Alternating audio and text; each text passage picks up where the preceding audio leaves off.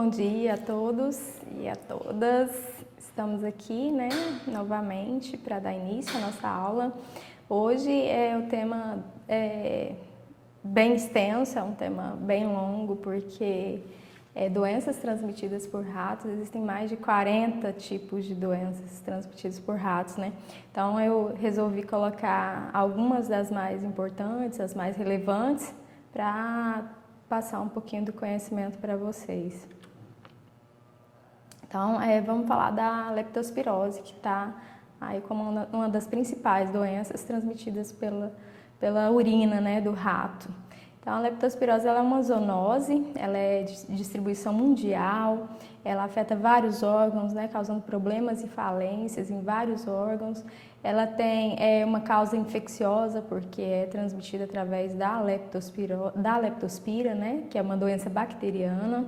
E essas leptospiras, elas são patogênicas e o agente infeccioso vai estar sendo eliminado através da urina, tá? Então, ela é uma infecção inaparente de início, podendo levar a uma doença fulminante, que pode levar tanto animais quanto o ser humano a óbito. Existem designações de tipos de leptospirose, Então, a que a gente encontra mais é a Leptospira interrogans, e aí a gente tem vários sorotipos que se dividem em espécies. De acordo com cada espécie, tem um sorotipo com um sorogrupo que acomete mais.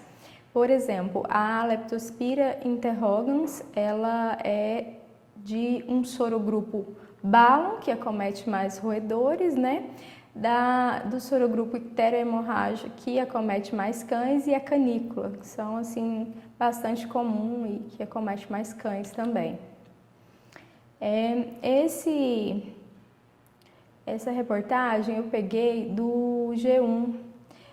Ela é uma reportagem até recente, ela é de 2018, ao qual fala que 2 pacientes morreram com suspeita de leptospirose no Mato Grosso.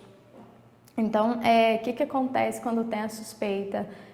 O pessoal da vigilância, da organização da saúde do Ministério, eles vão para o local para fazer toda a avaliação, para colher os dados, para fazer toda a interrogação, para fechar-se o diagnóstico. E aí nessa imagem tem um rato nadando. Então, assim, de tudo que eu vi sobre rato, eles são excelentes nadadores e acaba que eles vão espalhar a leptospirose através da urina, não só próximo dos locais onde eles vão demarcar, porque eles parecem cães, Eles sempre demarcam, mas também através da contaminação da água, Principalmente a contaminação dessa água, a água que vem de esgotos, água parada, Água que está ali acumulada, que tem dejetos, restos de alimentos, é onde esses ratos, esses roedores gostam de estar. Então, o agente etiológico da leptospirose é uma bactéria, ela é uma bactéria helicoidal, da família das espiroquetas, ela é aeróbia, obrigatória, do gênero Leptospira. E aí a unidade taxonômica seria os sorovares, que a gente fala sorovar, Leptospira interrogans, do sorotipo canícula, do sorotipo tem várias, eu vou citar algumas ali mais adiante para vocês. E ela tem um elevado grau de variação antigênica. Então, dependendo também da sorotipagem, o indivíduo ou até mesmo os animais, eles vão ter uma sintomatologia diferente dependendo do tipo de leptospirose. Ela tem uma capacidade de sobrevivência no ambiente até longa, até 180 dias, com ampla variedade de animais suscetíveis que podem funcionar como hospedeiros do micro-organismo. No ciclo eu vou citar para vocês os hospedeiros. Aqui seria só uma microscopia eletrônica de varredura da Leptospira interrogans. Observem que ela parece um saca-rolha mesmo. E aí, não foi à toa, ela tem esse formato, essa morfologia, essa característica, já para facilitar a sua penetração na pele, tá? E começar a adentrar e fazer a leptospiremia, depois a leptospiúria. Então, ela aqui está com uma de varredura e aqui de um corte renal, de uma impregnação pela prata. Então, como ela é largamente disseminada, ela tem um alto índice de infectividade, né? Os animais domésticos, silvestres e humanos são os que estão no grupo de risco, aí, que são acometidos.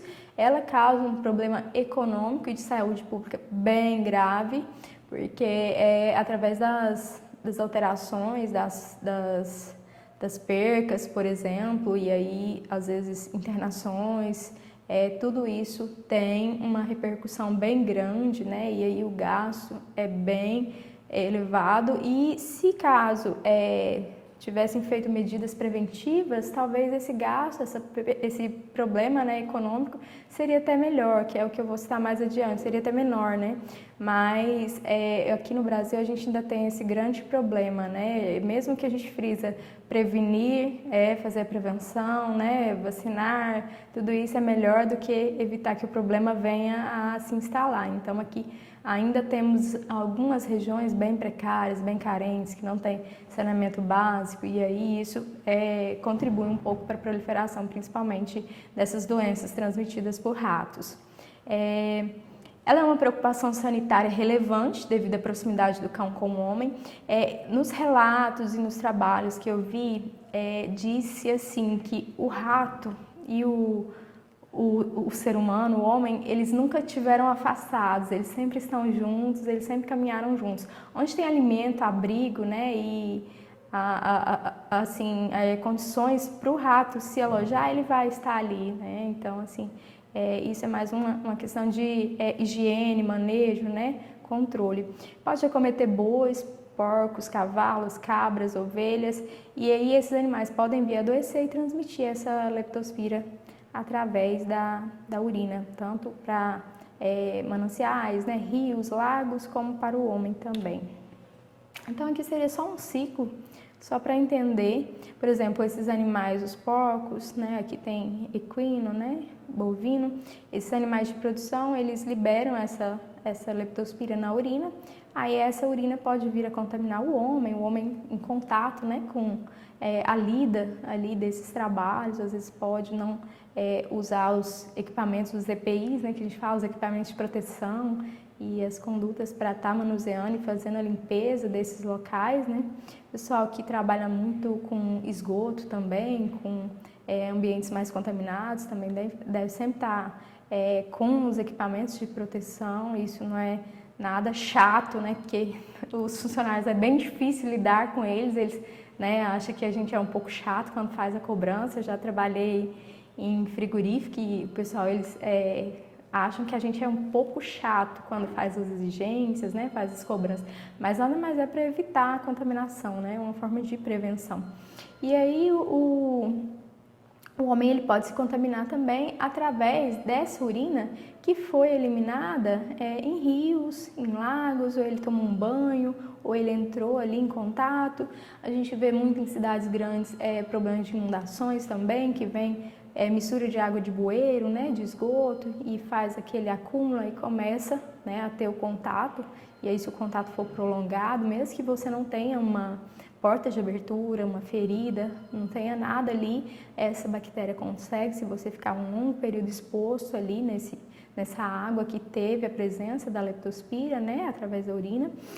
O cão, ele pode se contaminar porque existem lugares que os cães, eles são caçadores, né, já é instinto do cão de ser caçador, e acaba que ele vai tentar pegar o rato como presa, e aí quando ele faz isso, ou ele leva uma mordida e pode se contaminar, ou ele às vezes entra em contato com urina, com algum material contaminado também, e ele pode estar pegando a leptospirose. Aí ele pode estar passando, porque ele já está bem mais próximo do humano, né? Ele pode estar passando a leptospirose para o homem também. E o rato pode eliminar, né? Como eu disse, eles são excelentes nadadores, eles conseguem ficar até mais ou menos 3 minutos por debaixo d'água, né, mergulhando para conseguir chegar ao seu local de destino, para achar comida, né, alimento, e aí ele consegue eliminar na urina também.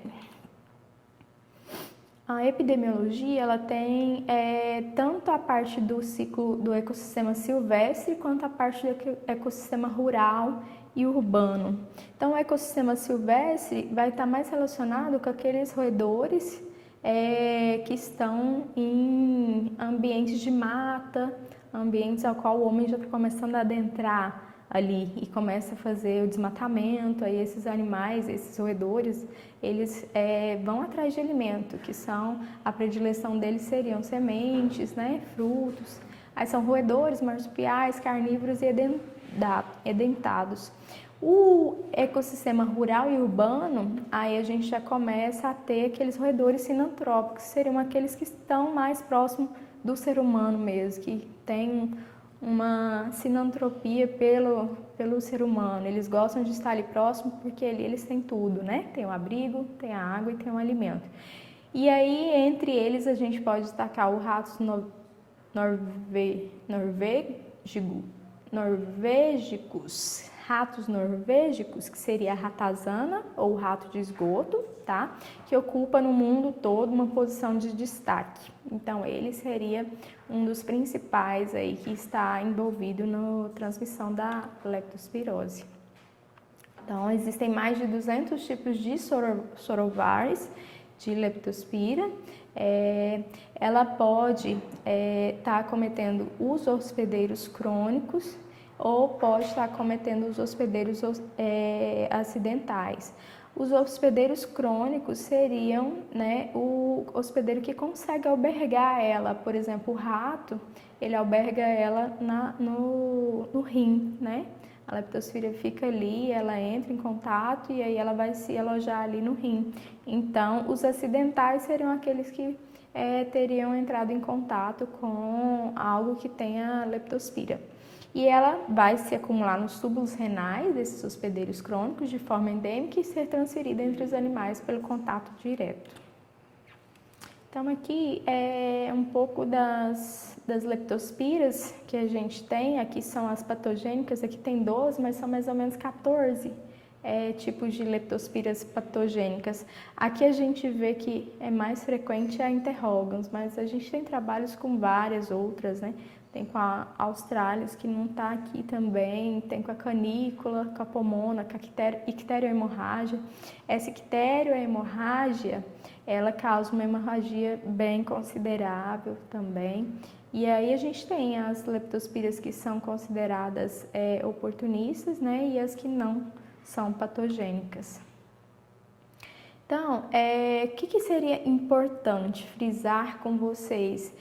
Principalmente nas regiões, eu vi que São Paulo, eles têm dado uma atenção, assim, eles têm uma preocupação maior, principalmente no período de chuva, né? Período chuvoso, porque acaba que as inundações fazem que aumente os casos de leptospirose no estado. Mas não só nesse estado em si, mas eu vi que tem regiões muito carentes, né, que não tem nada de saneamento básico, eles vivem em contato com o esgoto mesmo ali, a céu aberto, e isso é uma das preocupações do nosso país principalmente. Então, no verão, fortes chuvas típicas da época, muitos rios e bueiros, eles transbordam e fazem com que essa leptospira venha a ser carreada e possa contaminar. E aí propicia principalmente a disseminação e a persistência desse agente causal no ambiente, né, facilitando a ocorrência de surtos. E que eu falei, precárias condições de infraestrutura sanitária e alta infestação de roedores infectados. Uma fêmea de rato, ela consegue gestar entre 5 a 12 gestações ao ano. Então, pense, ela coloca mais ou menos, em cada ninhada, ela vem com 12 filhotes. Eu acho assim que é como se fosse todo mês uma rata, ela vai dar o seu ciclo e vai ter filhotes. Então, é muito rápido o ciclo, né? E isso faz com que aumente. E se ela tem tudo, tem abrigo, tem alimento, né? Tem água, tem tudo ali, ela vai conseguir completar seu ciclo, proliferar e eliminar. E os principais acometidos são os humanos, caninos, bovinos, suínos e equinos, e aí entre outros mamíferos silvestres também. Aqui a gente tem imagem de lugares que sofrem com essa questão do alagamento e a gente pode observar que ninguém está com proteção, né? E todos estão em contato direto com a água e aí a gente não sabe por quanto tempo, né? Eles estão ali, mas por um longo período já consegue transmitir, mesmo que não tenha porta de abertura. Eu tenho aqui ratos se alimentando, né? Em locais de bastante contaminação, sujeira. Aqui eu gostaria de frisar a questão do alimento.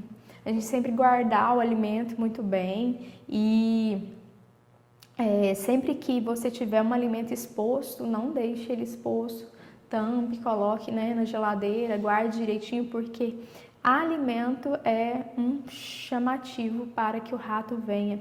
E ele adora comer ali, por exemplo, esses ratinhos aqui que estão no milho, eles adoram comer ali e urinar. Eles acabam assim que comem e urinam no próprio local ali onde eles estão se alimentando. É como se eles estivessem demarcando o território.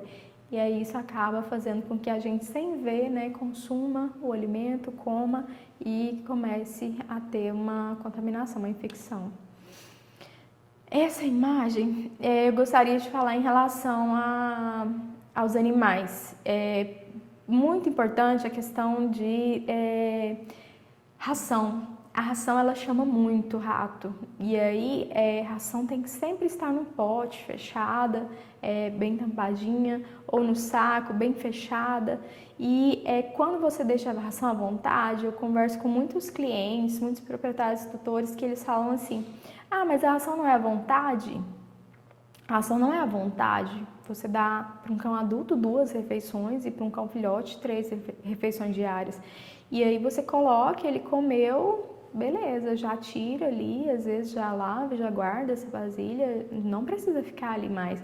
E aí tudo que fica exposto por um longo período de tempo, a ração, por exemplo, ela vai perdendo o sabor, né? A palatabilidade, e ele perde até aquela vontade que ele tem de comer quando um pacote está bem fechadinho, bem conservado. E isso chama muito. Então ali eu tenho uma vasilhinha de um comedouro ao qual os ratos estão fazendo a festa. Chamar atenção para vocês em relação aos venenos de rato, tomar muito cuidado, porque quando você coloca veneno para rato, se você tem animais domésticos, tipo cães e gatos, você tem que ficar atento em relação à intoxicação desses animais também. Então, aqui a imagem do rato mostrando que provavelmente ele não estava muito bem, tá meio tonto, né? E o gato acaba que às vezes vai entrar em contato, ou até mesmo mata, às vezes ingere, né, e come o rato, e ele acaba se intoxicando também. Essa outra imagem, existem países que têm uma cultura já comum, aqui no caso é a Índia, ao qual eles se alimentam junto com os ratos, eles fazem tudo junto com os ratos, é como se fosse uma seita, algo que já é da cultura deles mesmo, e assim eles idolatram muito o rato, né? O rato é considerado como se fosse o rei, e eles comem junto. Achei assim muito estranho, eu não tinha visto que realmente eles têm esse segmento. E o que eu posso dizer em relação a isso?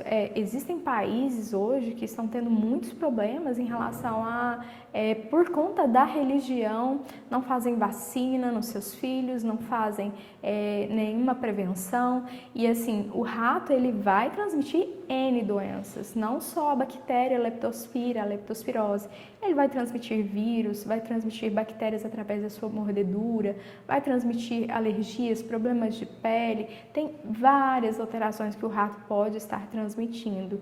E a gente tem que focar na questão de que não é nada contra a religião, e sim para a prevenção, para evitar doenças. Então, assim, é algo do país, né? A gente respeita e tudo, mas isso, acho que com certeza esse país tem um índice altíssimo de doenças transmitidas por ratos, porque os ratos andam nas casas, né? É comum, tudo junto, né? Comem junto, e eu achei, assim, bem diferente, bem absurdo. Não acho que não é assim que a gente vai conseguir fazer um controle, né, da doença. Por isso que tem países que realmente os surtos são gravíssimos, são altíssimos.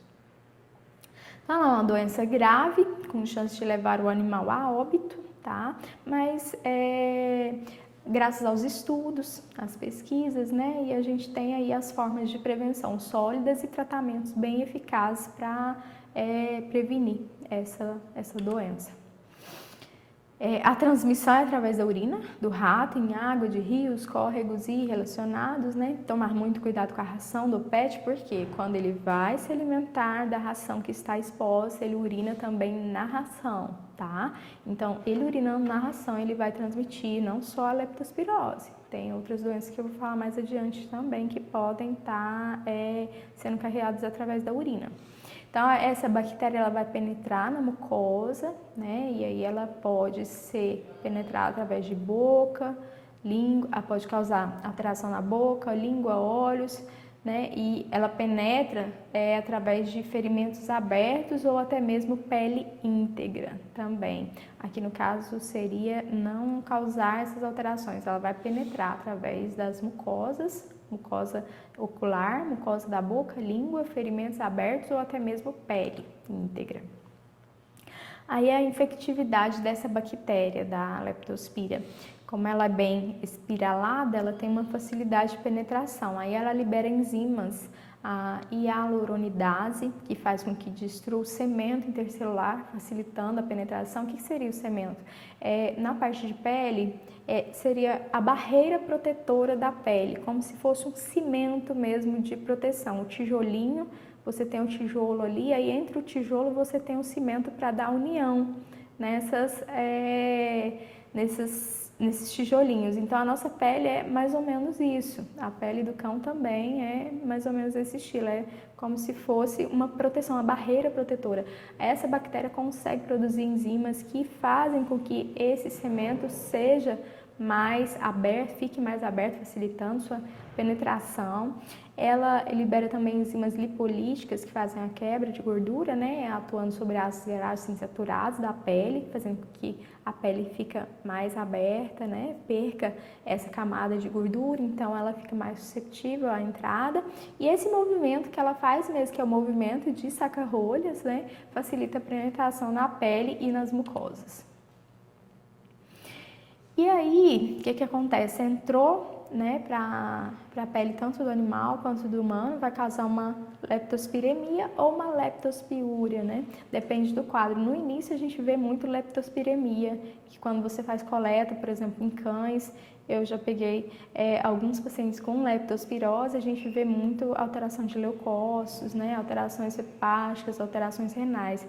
Então, elas promovem infecção sistêmica através da corrente sanguínea, né, atingindo e replicando-se em diversos tecidos, incluindo rim, baço, fígado, sistema nervoso central, olhos e trato genital. E a leptospiúria seria a alteração mais localizada no rim, que seria aquela fase mais crônica, quando o animal já está bem debilitado e a urina já está bem alterada também.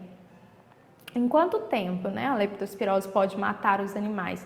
Vai depender muito, pessoal, da raça, do porte, idade e imunidade do animal que contraiu a doença. Então, em torno de 7 a 10 dias, com leptospirose já pode ter, né, uma situação de doença, que é bastante avançada para aqueles que são de grande porte. Aqui eu estou falando em relação aos animais.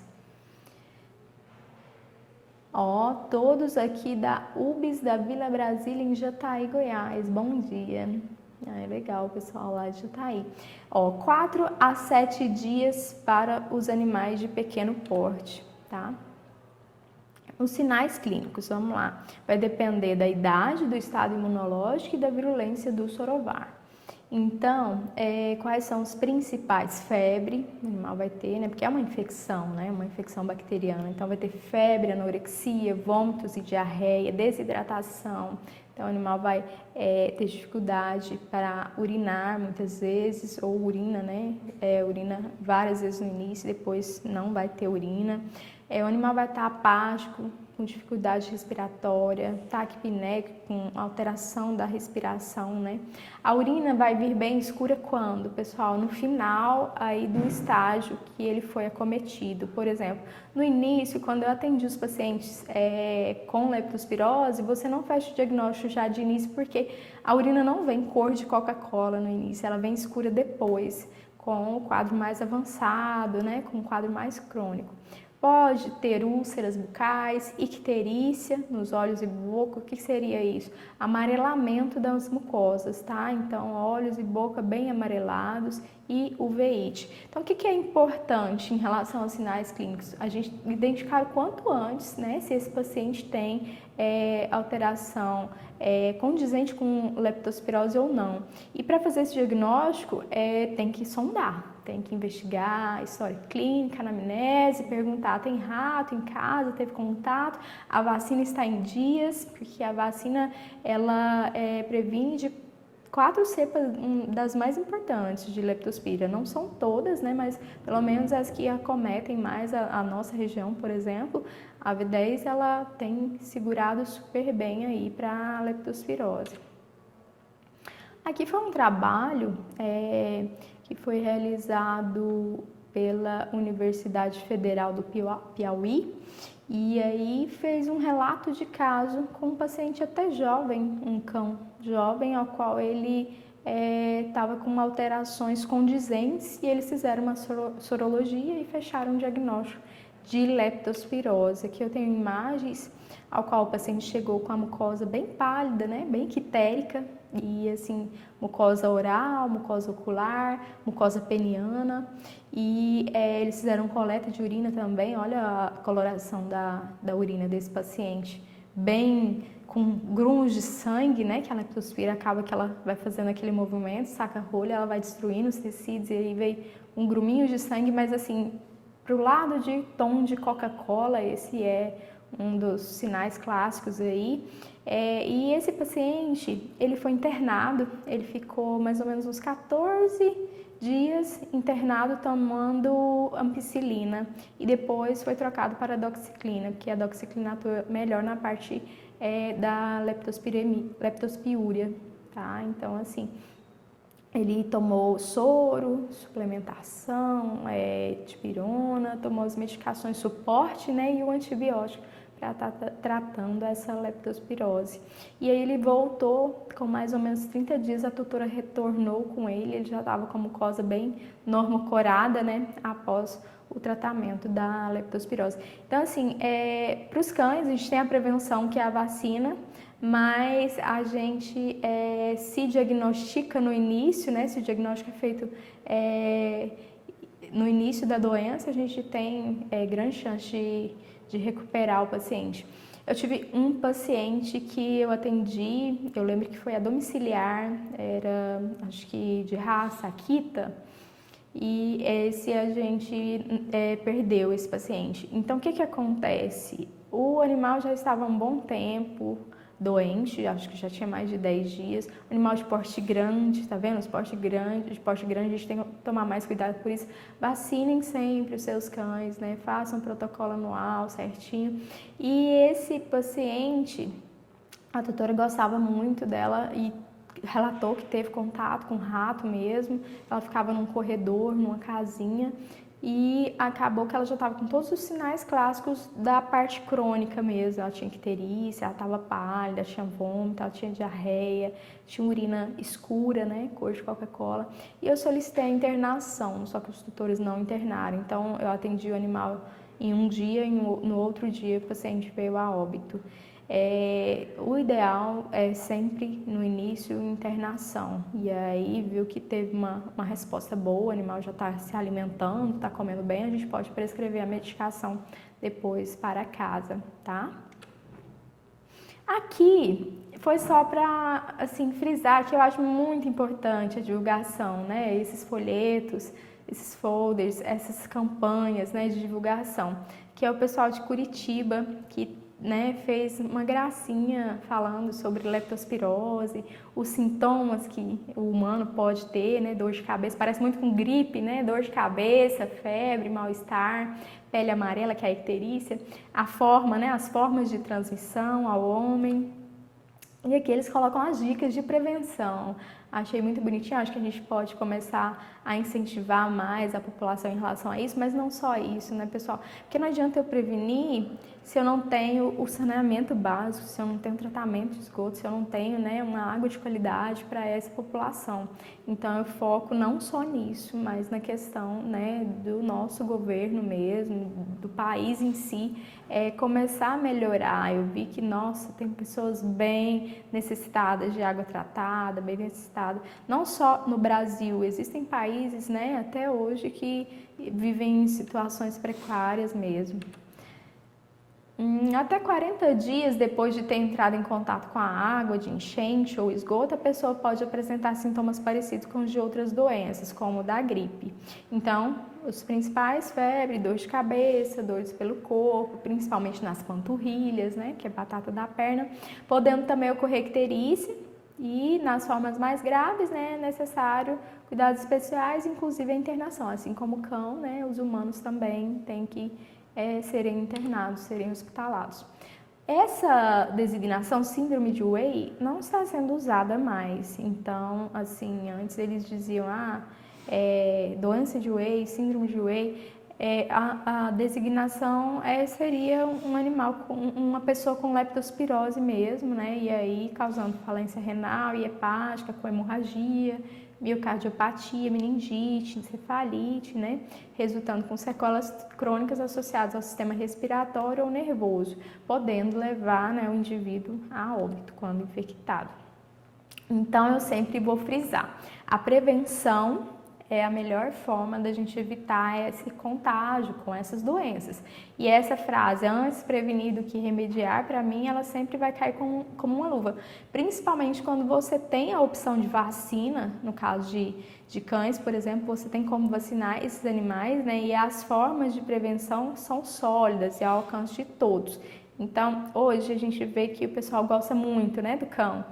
Gosta muito do cão. E aí, cuida? A vacina e o vermífugo estão em dias, controle de carrapato, tá tudo certinho, entendeu? Então, assim, se gosta muito, quer pegar, quer cuidar, faça tudo corretamente, igual uma criança, gente. Criança não vai ao médico, não vai ao posto, faz todas as vacinas, todo o protocolo vacinal inicial, e aí depois tem os reforços. Então, o cão é isso também, ele está em contato com o ser humano, né? Ele dorme praticamente na cama do ser humano, e aí acaba que a gente tem que prevenir. Existem, né, as formas de prevenção, e a gente não pode deixar que a doença venha a acontecer.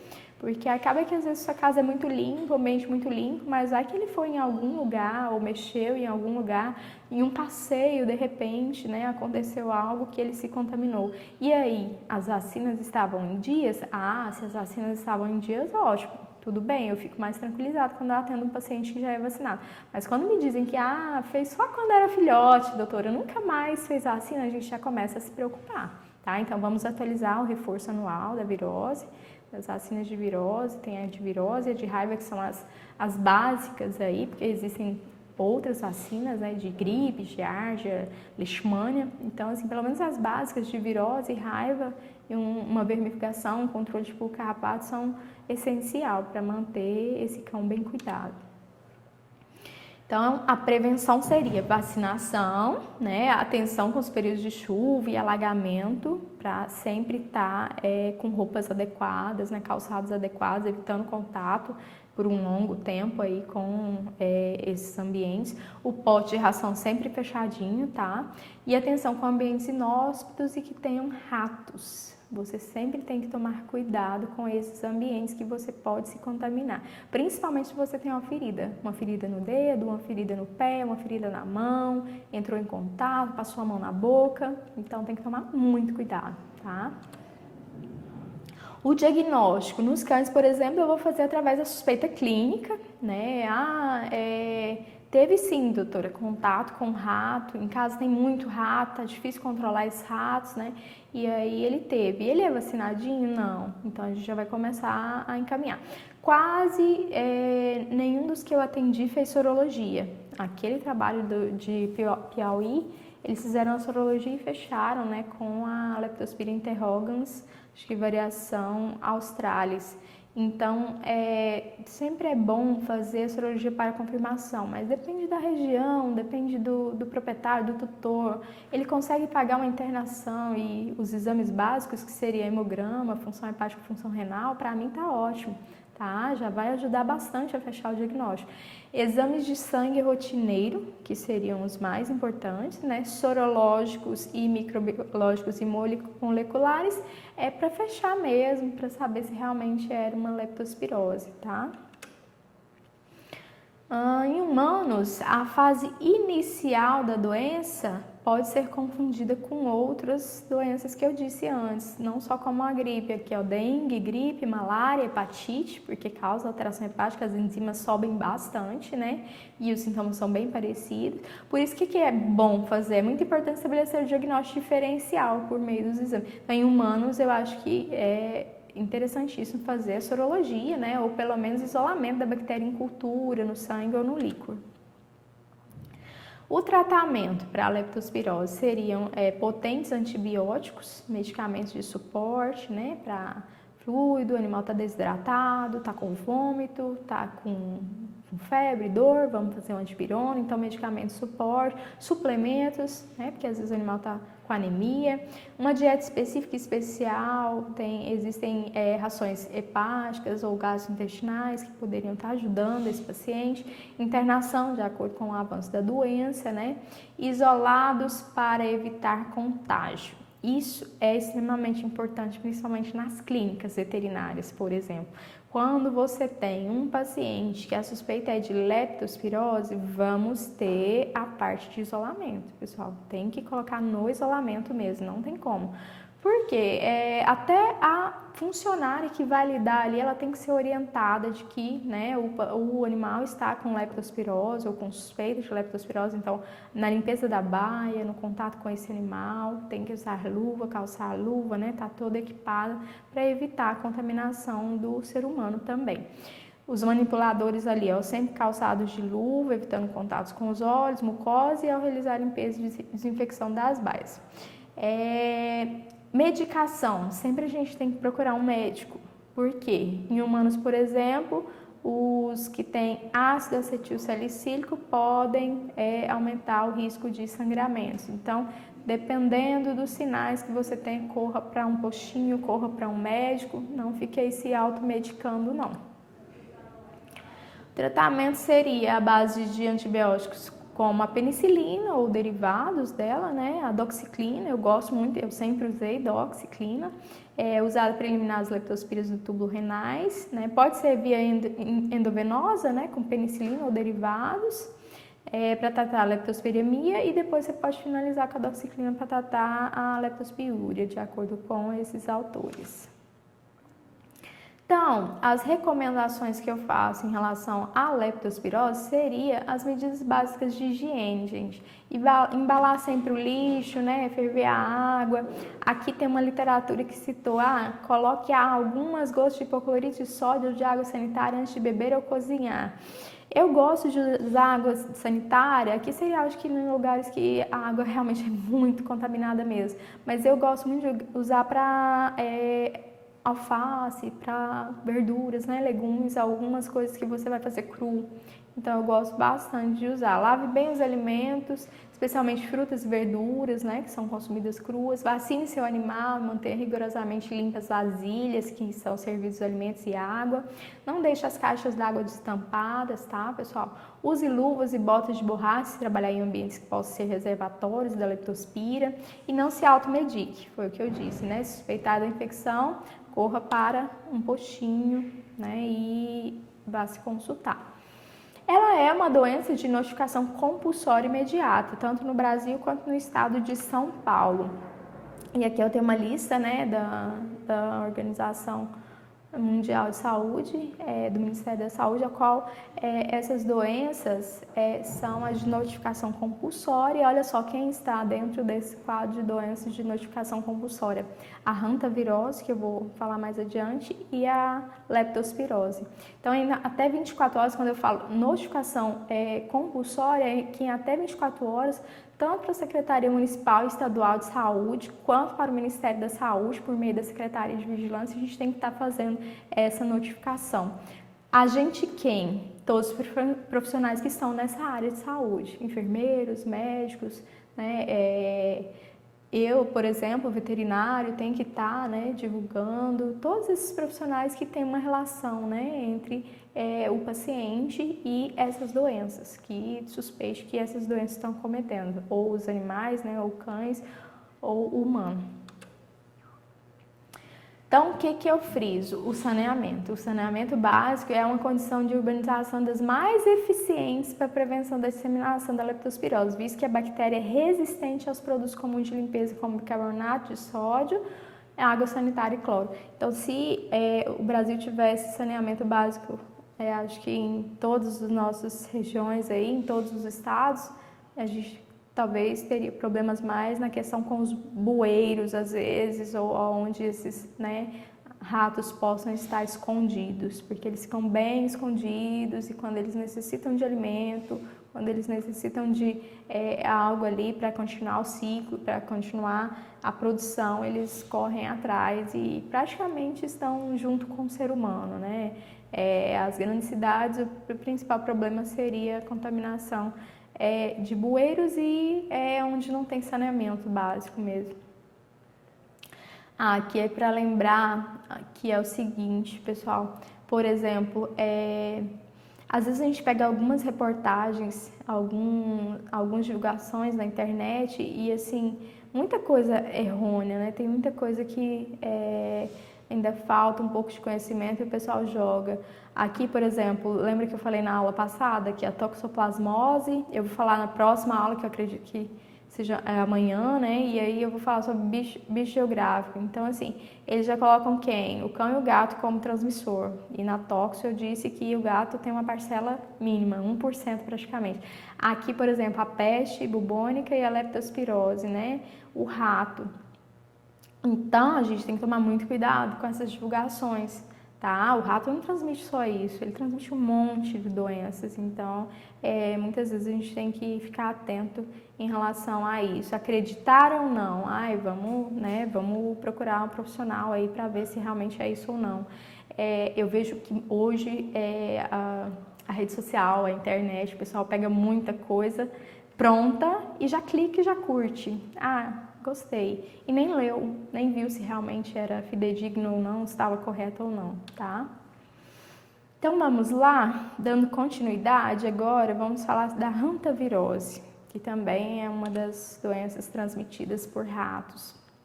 Ela é uma enfermidade aguda, ela é bastante grave, de distribuição universal e ela é provocada por diferentes sorotipos de hantavírus, que é um vírus, né, eliminado nas fezes, urina e saliva de roedores silvestres. Aqui a gente tem um diferencial, tá, pessoal? Por exemplo, ele é um vírus, não é uma bactéria, ele é eliminado nas fezes, urina e saliva de roedores silvestres, tá?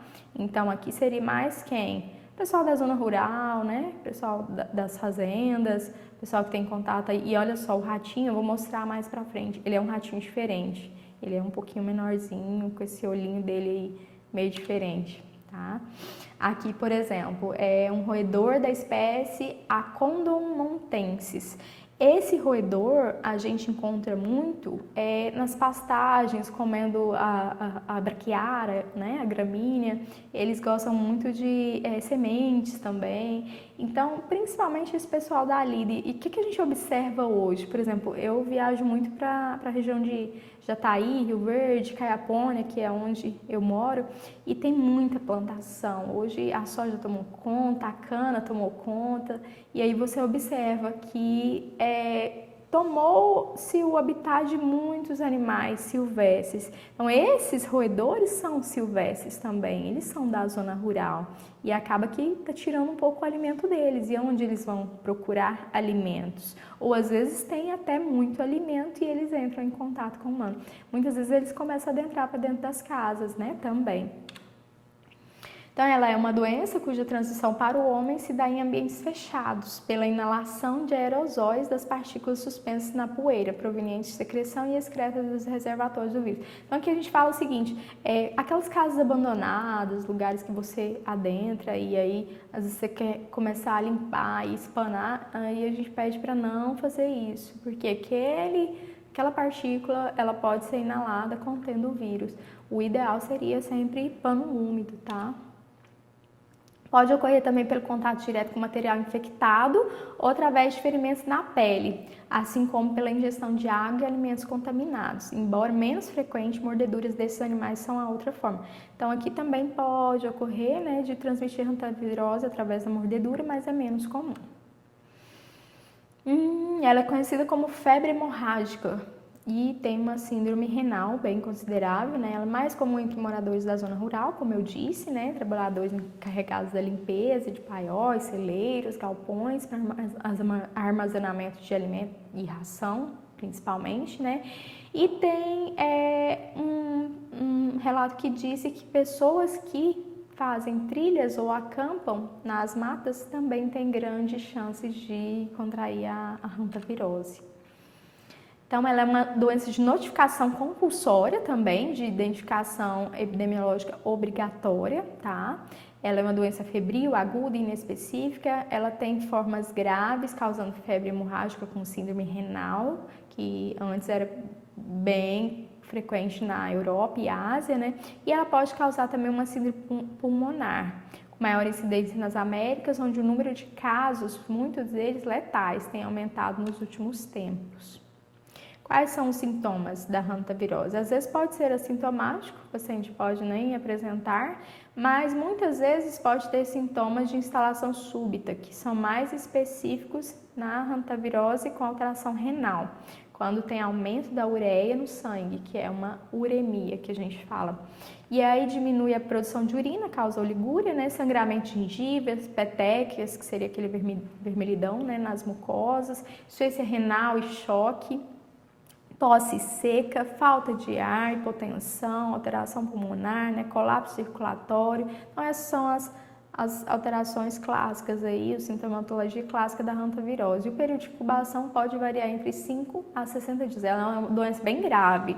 De todos os relatos que eu vi sobre hantavirose, ela leva a óbito, tá? Essa é uma doença que, se você não fechar o diagnóstico, principalmente em humanos, o quanto antes você pode ter um óbito aí em pouco tempo. O diagnóstico vai ser através das queixas, sintomas, condição do local onde visitou recentemente, onde trabalha, vai fazer sorologia, né, que é o ELISA, IgM, IgG, imunofluorescência indireta, várias outras técnicas, PCR, né, para identificação, seria mais para pesquisa mesmo, né, para identificação do genótipo, mas é interessante fazer a sorologia, sim, porque é uma doença muito fatal, tá? Medidas de prevenção seriam as medidas que impedem o contato do homem com os roedores e suas excretas, pois não há vacina, tá? Então, deve adotar práticas de higiene, saneamento e manejo ambiental que impeçam a aproximação desses animais e revertam em condições mais adequadas de moradia e locais de trabalho, especialmente para a população de maior risco. Não há tratamento específico e, apesar do risco de morte, ela pode ser curada desde que o diagnóstico seja feito precocemente, foi o que eu disse. Então, assim, se você recebe os cuidados necessários no tempo correto, a gente consegue reverter. Porque eu não vou tratar o vírus, eu vou tratar a sintomatologia clínica do paciente, tá? Então, medidas de suporte na fase aguda, em ambiente hospitalar, né? Preferivelmente, às vezes, em UTI, são os mais indicados. O que a gente orienta? Como a luz solar ela inativa o vírus, então abrir portas e janelas para promover a entrada de ar e luz solar seria interessante. Limpeza com panos úmidos e bebidos em desinfetantes, nunca varrer ou espanar esses locais, principalmente o pessoal de zona rural, né, que As casas elas se empoeiram muito porque ainda é estrada, né? Muitas vezes, e aí entra muita poeira para dentro de casa. Estocar alimentos em utensílios fechados e lavar pratos e talheres logo depois de usar, isso é muito importante. Muitas vezes a gente está com preguiça, né? Eu não vou lavar a vasilha, não vou lavar a louça agora e vou deixar ali. Quem mora em casa tem que tomar muito cuidado. Pessoal da zona rural também, né? Sempre já lavar e guardar, deixar tudo fechadinho, tampadinho. Tome cuidado com lugares onde você vai acampar e que tenha, né, um índice de roedores, principalmente se você já viu relatos das doenças que estão ali nessa região, né? Aí a área ao redor da casa deve ser sempre limpa e livre de vegetação que possa abrigar roedores. Aí o lixo, né, sempre certificar de que ele está sendo descartado de modo adequado, mantenha as mãos sempre limpas e bem lavadas. Outra doença que é transmitida por ratos, e acho que essa teve muita pergunta, pessoal da teleconsultoria, foi a febre por mordedura do rato. Eu não conhecia essa doença, a febre da mordedura do rato. Depois que eu comecei a estudar mais e o pessoal perguntou e eu comecei a aprofundar, e realmente ela causa uma alteração que, dependendo, né, pode até virar óbito também. Então, ela é causada por bactérias do gênero Streptobacillus moniliformes ou o Spirillum minor. E aí, os ratos, eles albergam essa bactéria na nasofaringe. Aí, através da sua mordedura, ele consegue contaminar. Só que assim, ele faz a mordedura em um cão ou um humano, por exemplo. E aí, essa lesão, ela é curada. Tomou um antibiótico lá, curou a lesão. Só que aí, de repente, começam as alterações na corrente sanguínea, no organismo do animal, as manifestações da infecção bacteriana, né? Porque o local ferido foi curado, mas ela manifesta, essa lesão manifesta, essa alteração manifesta após a cura da lesão. O período de incubação por Streptobacillus seria de 3 a 10 dias, e a sintomatologia seria febre, calafrios, náuseas e vômitos, dores musculares, dor de cabeça, dor nas articulações, alterações nas mãos, né? Inchaço, nas solas do pé, endocardite, miocardite, são várias alterações e abscessos disseminados também. O Spirillum minus, os ratos são portadores sadios quando eles têm essa bactéria. E aí, quando faz uma mordedura em um paciente ou um animal, ele causa linfadenite cervical com grandes abscessos nos gânglios linfáticos regionais. Tá? E no homem o período de incubação é de 2 a 14 dias e a sintomatologia parece a da influenza, né? Da gripe. A ferida da mordedura é curada de modo espontâneo e sem complicações. Tá? Em alguns casos mais severos, observa-se poliartrite, endocardite. Nos casos não tratados, a mortalidade chega a 10%. Então, se não tratar, a gente pode ter óbito, às vezes até em zonas rurais a gente perdeu, né, pessoas e não fechou o diagnóstico, não foi notificado. Lembra que eu falei que ela está também no quadro de notificação compulsória, tá? Tomar cuidado com os hamsters de laboratórios também, porque às vezes eles podem ser contaminados ou às vezes se deixar algo aberto, ele entra, pode ser que entre um rato silvestre e contamine, né, os hamsters, as cobaias do laboratório todo, tá? Então, o uso de luvas também, porque você nem sabe se esses animais estão doentes ou não. O uso de luvas é imprescindível para profissionais que manuseiam essas cobaias. No Japão, essa Spirillum ela é conhecida como Sodoko, causando uma dor e tumefação violácea no local da mordida, tá? Os reservatórios são os ratos e outros roedores, e a saliva é a fonte de infecção para o homem, através da ingestão de alimentos infectados pela saliva do roedor. E a transmissão é pela mordedura. causa linfadenopatia, né? O período de incubação de 1 a 4 semanas, esse seria o puspirίλio. Alterações sistêmicas, a gente tem febre, calafrios e dor de cabeça. A lesão ela pode progredir para uma úlcera e o diagnóstico é feito através da história clínica e exames laboratoriais, microbiológicos, né, em meios enriquecidos com soro e sangue. E aí o tratamento é com antibiótico também, tá? A literatura cita penicilina e streptomicina por 7 a 10 dias. Quais as medidas devem ser tomadas em caso de mordedura do rato? Essa é uma das perguntas que mais tiveram repercussão quando eu respondi as teleconsultorias. Sempre vi uma pergunta de foi mordida por um rato, teve mordedura, quais as medidas tomar? Então sempre limpeza do ferimento com água corrente abundante ou solução ou soro, né? Soro estéril, sabão ou outro detergente para diminuir o risco de infecção, dessa contaminação. A boca, gente, a boca do animal ela é muito contaminada. Então, assim, a boca de um roedor, principalmente, né? Muito contaminada, muita bactéria mesmo. Então, após a agressão repetida na unidade de saúde, ou seja, em casa fez esse procedimento, limpou e corra já o quanto antes para uma unidade de saúde, para um postinho, né? Independente do tempo transcorrido. A limpeza deve ser cuidadosa, visando eliminar a sujidade e retirar todo o tecido que se encontra digitalizado, porque dependendo do tempo, às vezes ocorreu até uma necrose do local, né? E aí você tem que chegar no postinho para eles fazerem o debridamento, sem agravar o ferimento. Tem que fazer a profilaxia do tétano, segundo o esquema preconizado, caso não seja vacinado ou esteja incompleto, atrasado, né? E o uso de antibióticos nos casos indicados após avaliação médica. A literatura cita que os ratos, a ratazana de esgoto, rato de telhado e coelhos são considerados como de baixo risco para a transmissão da raiva e por isso não é necessário indicar esquema profilático para a raiva em caso de acidentes causados por isso. Mas lendo os trabalhos, eu ficaria atento em relação à raiva também. Mesmo que é muito baixo, existem ratos que conseguem passar a raiva sim. Então tem que ficar atento, acho que tem até uma pergunta que eu respondi, que eu dizia dessa forma, que como eles têm um risco muito baixo, mas depende muito. Por exemplo, hamster, esses ratos que estão domésticos, o risco é menor mesmo, mas esses ratos de zona rural tem que tomar muito cuidado. Eu indicaria o protocolo para raiva também, tá? Quais medidas devem ser tomadas em caso da mordedura por rato?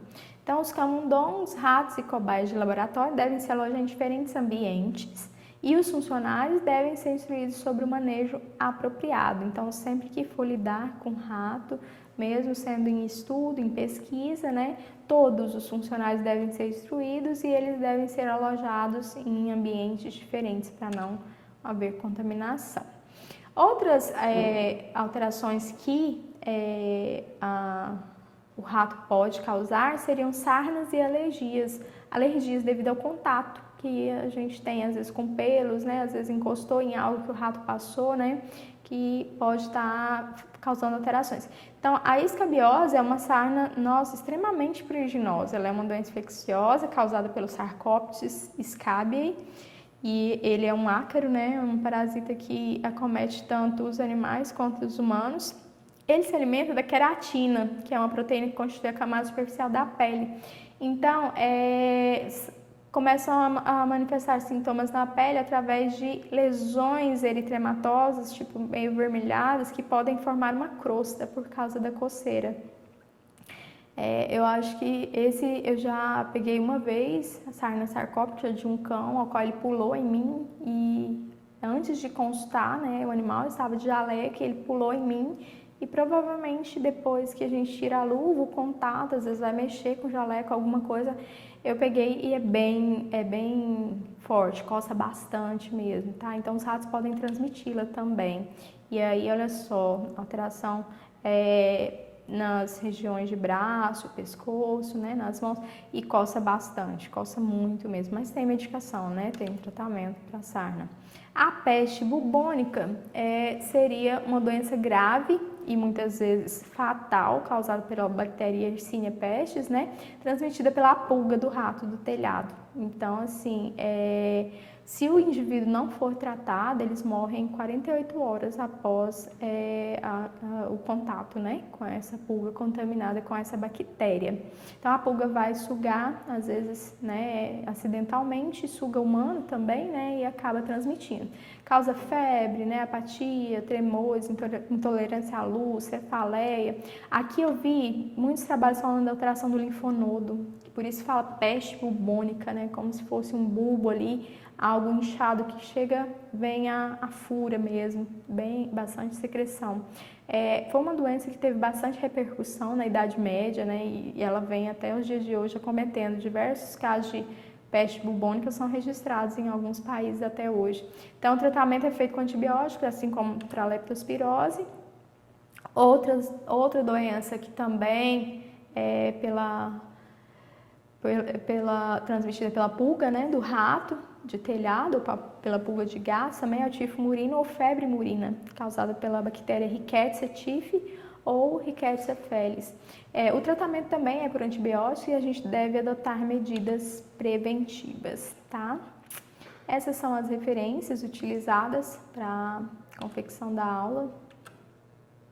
E aqui eu deixo uma frase do pensador, né? Pensador, filósofo, professor, né, o Paulo Freire. Quando a gente faz as aulas e tenta passar um pouco de conhecimento para vocês, a gente aprende muito também. Então, assim, eu tenho aprendido bastante e eu acho que sempre é uma troca mútua. Então, ele diz que ensinar não é transferir conhecimento, mas criar as possibilidades para a sua produção ou a sua construção. Quem ensina, aprende ao ensinar, e quem aprende, ensina ao aprender. Se tiverem alguma dúvida, podem perguntar.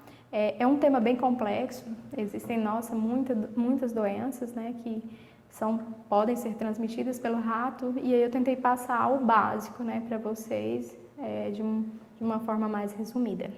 É isso.